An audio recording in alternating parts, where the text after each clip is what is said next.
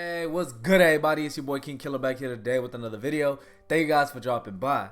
So in today's video, we about to be rebuilding the Washington Wizards. Now, take a look at the record for this team. They are 14-21 on the year and sitting 12th in the conference. And with this team, with this franchise, there's a lot to say about. There's definitely a lot to talk about. And we're going to go ahead and start off with talking about it as a franchise first. So, as a franchise, this is pretty much like the most mid team ever. I'll go ahead and say it straight up. Now, obviously, Wizards fans will disagree, but that's because they're probably being biased. But realistically, Washington, there's never been really a year where people have said, oh yeah, this team is definitely going to win a championship. This team will go to the finals. No, it's never really been like that. The only time I think they were actually pretty good was when I think that one year where they added Paul Pierce and you were looking at them and you thought, maybe they can make a good run in the playoffs, but people knew they were never going to actually win a championship with that roster. And I always thought Washington was always like a couple pieces away from actually being a legit title contender. Now, they did have prime John Wall and they had Bradley Beal on the team at one point, but it just wasn't enough because, like I said, they were missing a couple pieces. And another thing that's also wrong with this franchise is just the fact that outside of John Wall and Bradley Beal, in recent years, I can't really remember somebody that they drafted that was actually like somebody that was going to take them to the next level. And especially too because you see them, they always get like these mid like lottery picks in the draft, and they just never really do anything with them. Like Rui Hachimura is a 9th overall pick, and he's had a pretty good solid NBA career so far, but just somebody that you know isn't going to go to that next level, or at least not right now. Denny Adia is another 9th overall pick, and you're looking at him and he's not that good either, especially shooting the ball. He's not been that good. Corey Kispert is somebody that's looking like he's going to be a pretty good shooter in this league. You see the first year he averaged 35% and now he's averaging 40% from deep. And who was the last player? Oh, and Johnny Davis, 10th overall pick, and it's not looking good so far to start his career. So I think that that's been a couple issues wrong with the franchise. Now, moving on to the team in general, and I got a lot to say, so Washington fans, bear with me. Bradley Beal got overpaid so much, and I think everybody could agree to this, just because he's pretty much getting paid $50 million for the next 4 years. And I get why Washington did it, just because they're not really a big free agency destination where, you know, people are like begging and dying to come to DC. I get that, but at the same time, what if there is like some good players you want to bring in? Now, pretty much all your cap is going to one player, and you see a lot of smaller free agency destinations doing stuff like this where they overpay for their franchise player. I just never really got it, because you're paying him $50 million to average 23 points, 3.5 boards, 5 assists. He's shooting pretty good from the field, all right from three and all right from free throw, but you're getting paid $50 million. You better be in the MVP conversation. You got to be averaging around like 30 points or something like that. But they definitely overpaid for Bradley Beal. Kristaps Porzingis is not a bad player. I don't mind having him on the team. 22 points, 9 boards, 1 steal, 1.5 blocks. Shooting okay from the field, not bad from 3. I would like to get that up. But I definitely would like to bring him back on this team. Kyle Kuzma. Oh, if you guys seen the video, if y'all seen my last video, y'all already know I don't really want Kyle Kuzma on this team. So, and in real life, he has been asking for a trade. I believe I've seen some reports saying that he does want out of DC. So he only has 1 year left on his deal. So I would definitely look to move him just to try to get something for him instead of losing him for nothing. Monte Morris, I wouldn't mind having as a good backup point guard. Daniel Gafford, same thing, a good backup center. Rui Hachimura is somebody, I don't know, I don't think I keep on the team, or maybe I keep him just because this is pretty much in 2K. This is pretty much what he's going to be, around like a 12, 13, maybe 14 point per game scorer, and he has all right efficiencies for it right now. But I might look to trade him. Delon Wright, somebody I will trade. Denny Adia is somebody I will most likely trade, and I kind of already have a trade in mind. But yeah, he's just not been good. 8 points, 5.5 boards, and he's just awful shooting the ball. He just cannot shoot. And there have been, I've seen him progress in the game.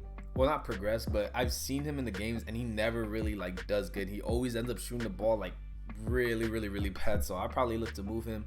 Corey Kispert, I would definitely like to give the 6-man minutes to. He is a good shooter, a good scorer, so I would definitely like to keep him around. Will Barton, I won't be bringing him back.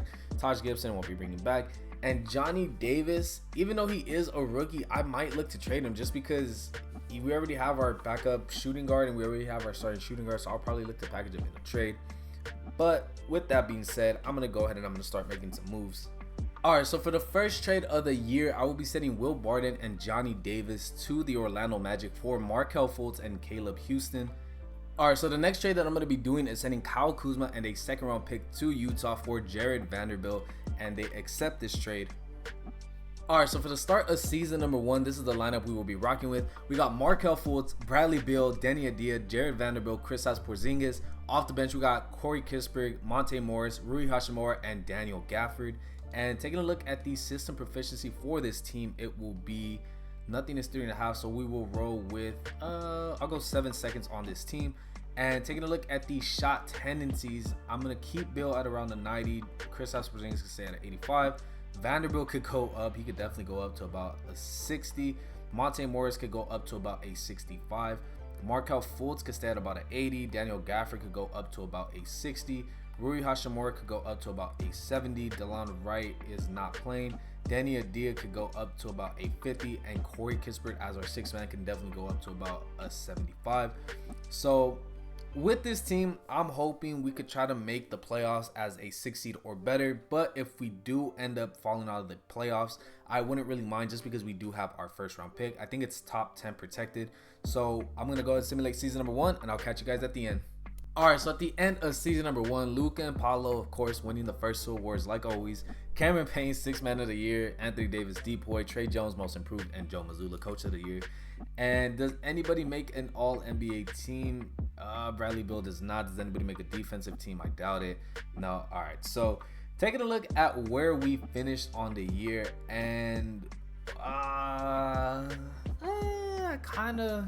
it's alright. I mean, it's the first season, so I'll take what I could get. So 39 and 43, we do make the play-in tournament. And then taking a look at the player stats for the year, Bradley Beal with about 24 points and 5 assists. Kristaps with 20 and 9. Markelle Fultz with about 15 and 8. Corey Kispert with about 11 points. I kind of thought he would have averaged more, but he did shoot pretty good from the field.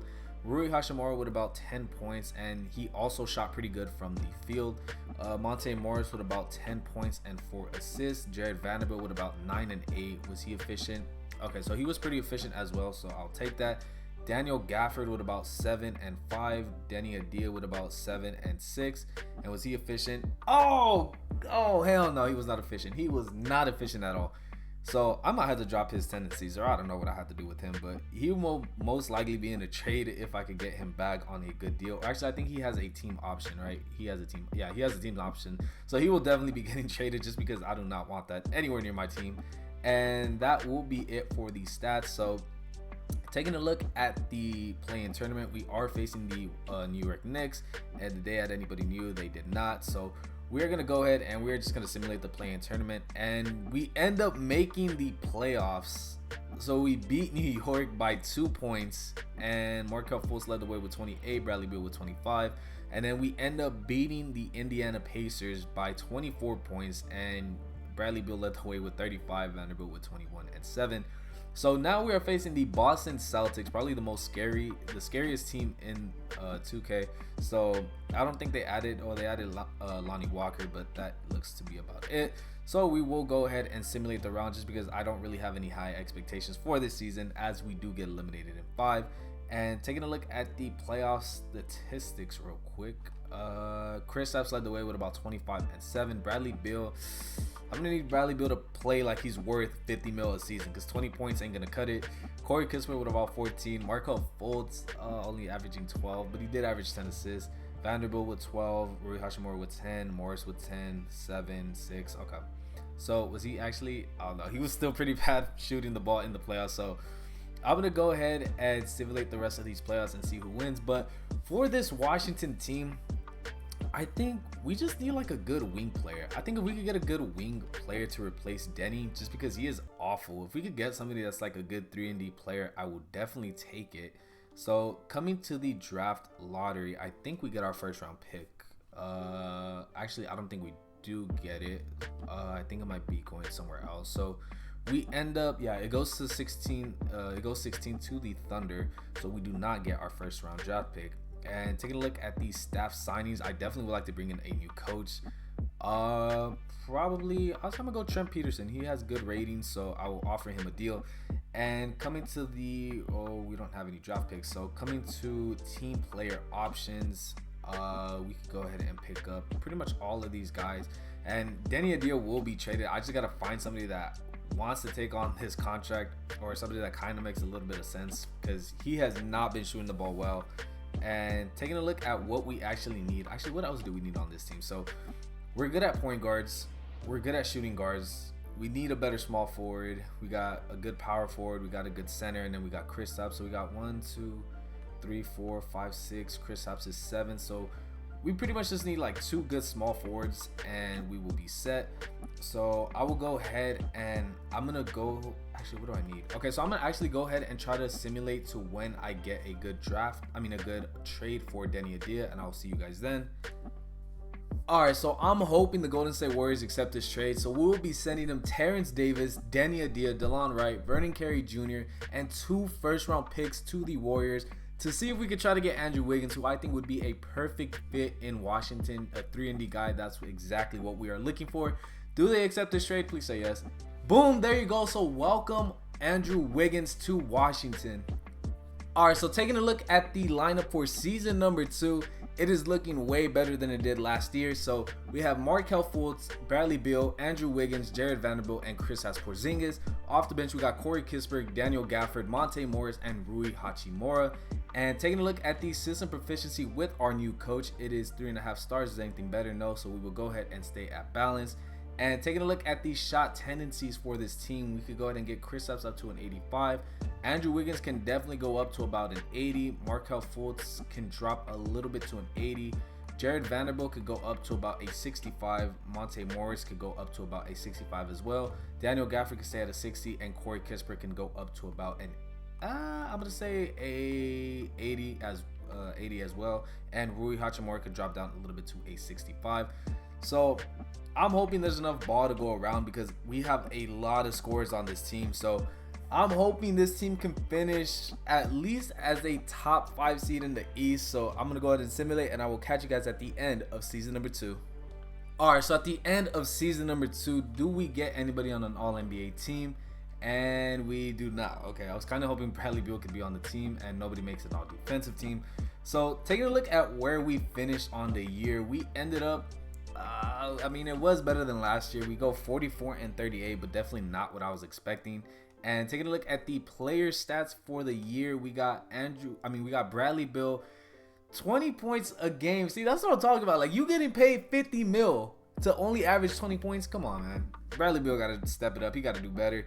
Andrew Wiggins with about 17 points and 5 boards, and he was pretty efficient from the field, not so much from the free throw, but 51% and 43% from deep. I will definitely take that. Kristaps taking a step down, only averaging about 17 points, but he was still really efficient.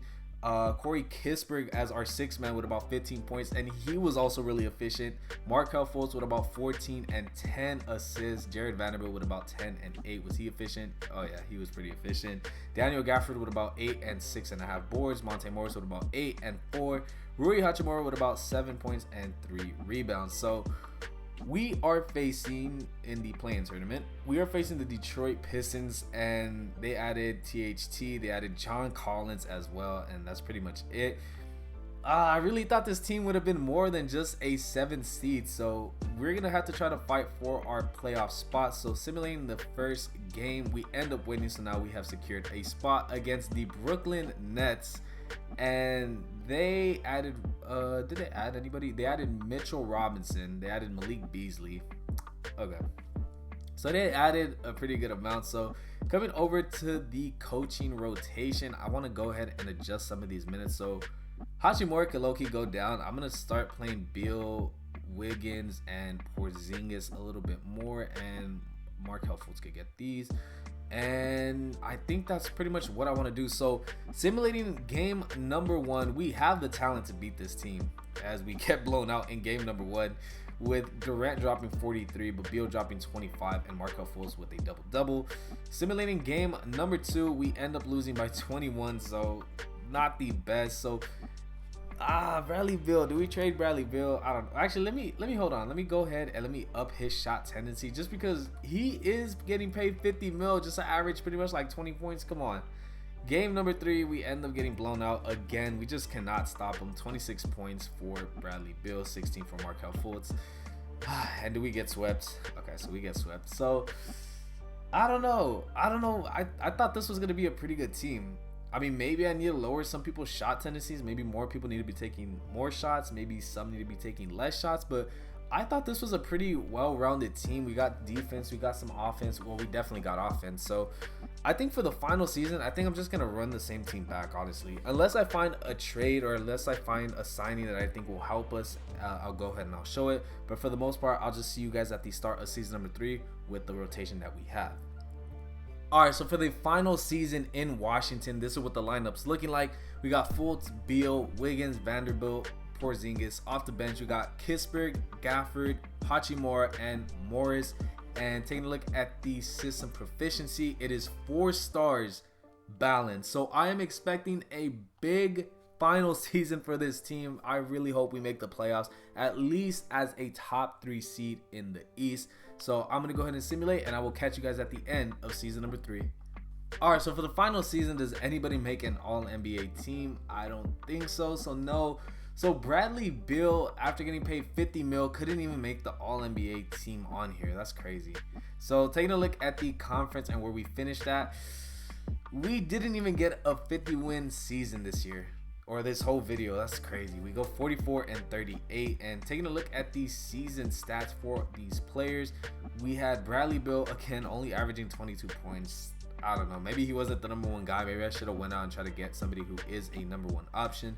Andrew Wiggins with about 18 points, Chris Stapps with about 16 and 9, Markelle Fultz with about 14 and a half and 11 assists, Corey Kispert with about 14 off the bench, Vanderbilt with about 11 and 9, Daniel Gafford with about 8 and 6, Monte Morris with about 8 and 4 assists, and then Rui Hachimura with about 6 points. So I don't know. I really think maybe we could have added more defense to this team. Maybe I should have traded Hachimura like I said I wanted to. So there is a couple things I wish I probably could have done different. So taking on the MVP LaMelo Ball and the Charlotte Hornets, who added Lauri Markkanen and Draymond Green and Victor Wembanyama, there's a chance we don't even get out of the first round this whole video. Come on, man. So I'm gonna go ahead and I'm gonna adjust this team real quick, and I'm just gonna go ahead and whatever coach wants to do with this team. So you see we got Fultz with about 30 minutes, Beal with 35, Wiggins with 33, Vanderbilt with 28, Porzingis with 34. Then we got Morris. I gotta make Corey Kispert the 6th man. I gotta. So we will go ahead and give him a little bit of minutes, and we can lower him down a bit and give Morris a little bit more minutes. Like this should be fine. So I'm hoping for the best. Simulating game number 1, and we end up losing to the Hornets. 47 points for LaMelo Ball, the MVP. Bradley Beal with 24, Andrew Wiggins with 20. Moving on to game number 2, we end up losing again. It's a blowout. Victor with 35. Come on, that's not fair. How do they pair me up with stuff like with this team, man? For the first round, y'all could have given me something easier. Bradley Beal with only 21 points, bro. I guess Bradley Beal is just not a first option on a team. I don't know. Game number 3. Okay, so we end up winning. We end up winning. Wiggins with 20, Beal with 18 points, but still, come on, Bradley Beal. I need like a 40-point game out of you. Come on. Simulating game number 4. We end up losing. No, Beal with 29 points. You can't even get 30. Where was this Bradley Beal at? I need this Bradley Beal, the one that was averaging 30 back-to-back seasons. I need that type of Bradley Beal, but it's not looking good for us. And we will be simulating the final game. That's probably of our season, and we end up losing to the Charlotte Hornets in 5 games. Bradley Beal, 33 points. Finally get our 33-point performance. I don't know. This was a tough video. This was a tough video for sure, just because Bradley Beal didn't progress the way I thought he would. I thought he would have been getting like all NBA teams. I thought he would have been averaging around 30 points maybe, because like I said, you're getting paid that much money. How are you not averaging that much? And he wasn't even the best player overall on our team. It was Kristaps Porzingis. I don't know, man. Washington has to do something. I think it's time to go ahead and try to get a good wing player. I think Andrew Wiggins would actually be a really good fit in Washington. He is a good 3-and-D player, somebody that can take over when he needs to.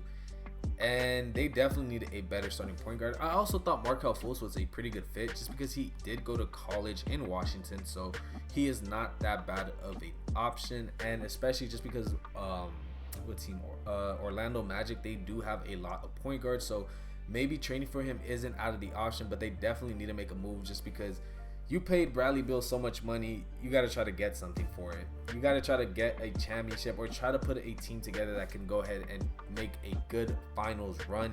But it is looking not impossible, but highly unlikely that they will do that with Bradley Beal. Maybe they end up trading him.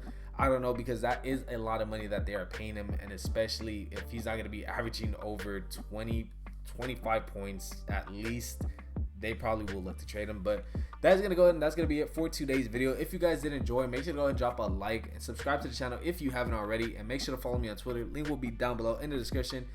But hopefully you guys enjoyed today's video. Hopefully in the next video I can try to win a championship, because the last two I have not. But anyways, I'll catch you guys in the next one. Stay safe. Peace.